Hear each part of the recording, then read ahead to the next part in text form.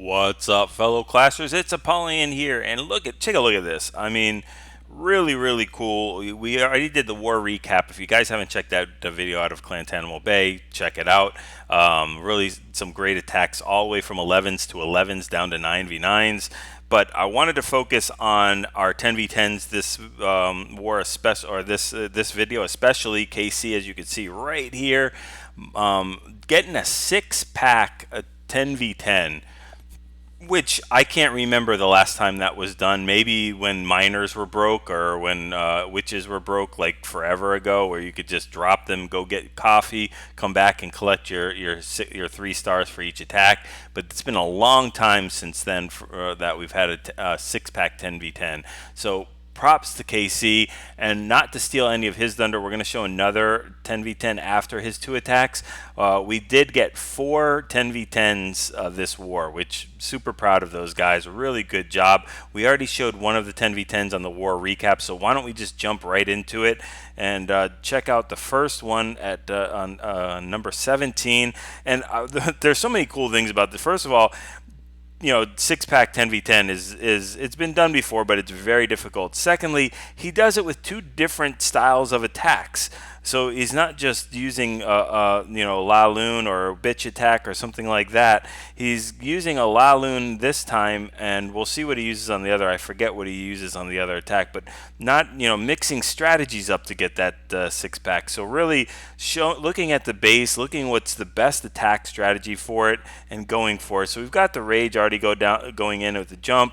We've got a freeze going in on that Inferno to freeze the Inferno and the Queen. Tons of value on that to just completely mop them up. And then we've got that La Lune portion coming on the bottom here, and we've got his friendly queen. She's already used her ability, but she's going to make it probably through the rest of the raid here. We have the king that just finally used his ability, and we are just trucking through this base. We have nothing for that Inferno tower, unfortunately, as far as to freeze it or anything, but we do have some haste and a rage.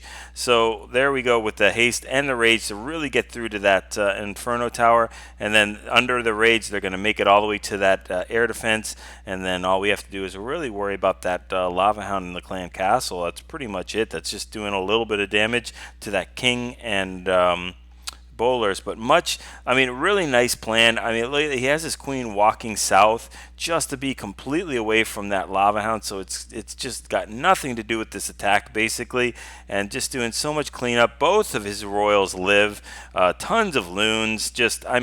Watch that attack again. It's just a really nice attack. And then we'll go into the other one that he did, which I think was number 19. So there we go. Yeah, so we'll look at this attack, and this one is the bitch attack. So we've got bowlers and witches, but and do we have healers for them? I don't remember if there's healers for them or healers for, let's see where he's going to drop that healer. But he's got all the bowlers down, all the witches down. He just has 1 healer, and then he's got his king and queen, which he still has not dropped, 2 jumps, 2 rages, and a heal with a poison and a skelly. And we'll see as they push through this base. Still has not used. There we go. Okay, so the healers. I think if I'm looking at that base, yeah, he was waiting for that AD to go down on that corner. So that's really nicely done. Healing all those witches and all those bowlers, getting so much value out of that 1 healer. Does so much for all those troops. They are going to pop that Delalo in the clan castle, and they're dealing with that. But the king's running all around. Queen is still full health with ability, and king is still full health with his ability. And one of the other things I didn't mention about his attacks is look at his heroes. He doesn't even have 40 heroes to deal with this stuff.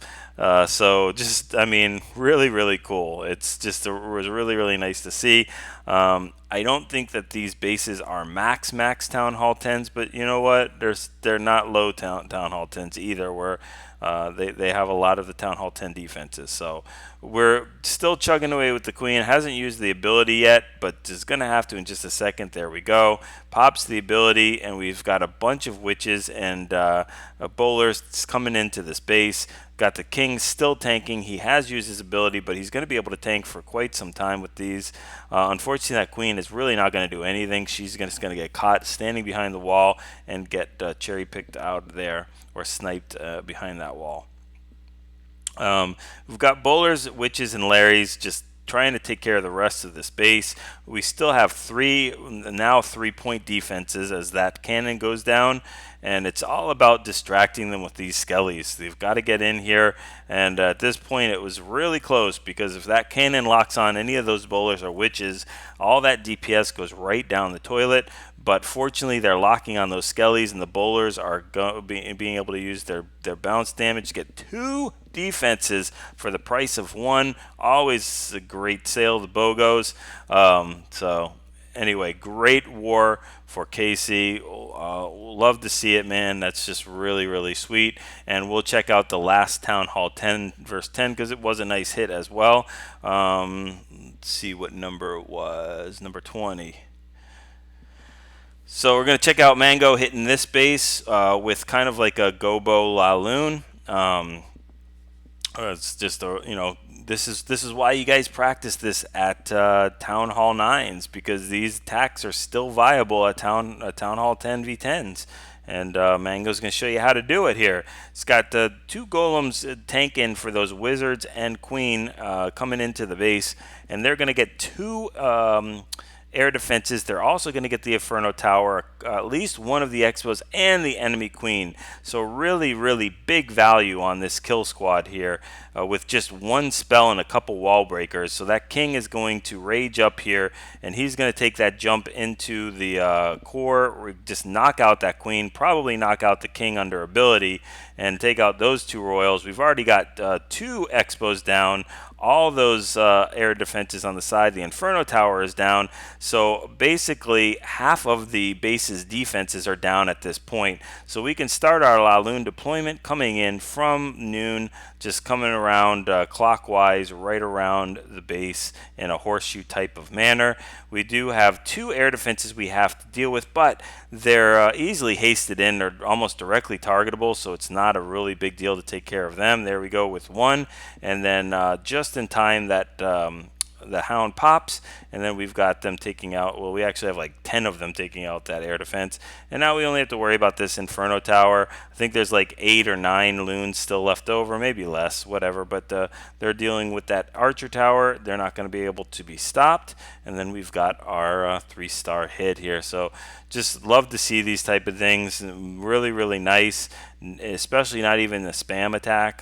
Just really well thought out and well planned out, and that's what we got to do. And we're working on that stuff. It's really going to make a big deal in our CWL war. So hopefully you guys enjoyed that. Another big shout out to KC for a 6-pack in that those Town Hall 10s. We look forward to seeing what else he's going to come up with. It's the bar has been set very high, but he's good attacker there.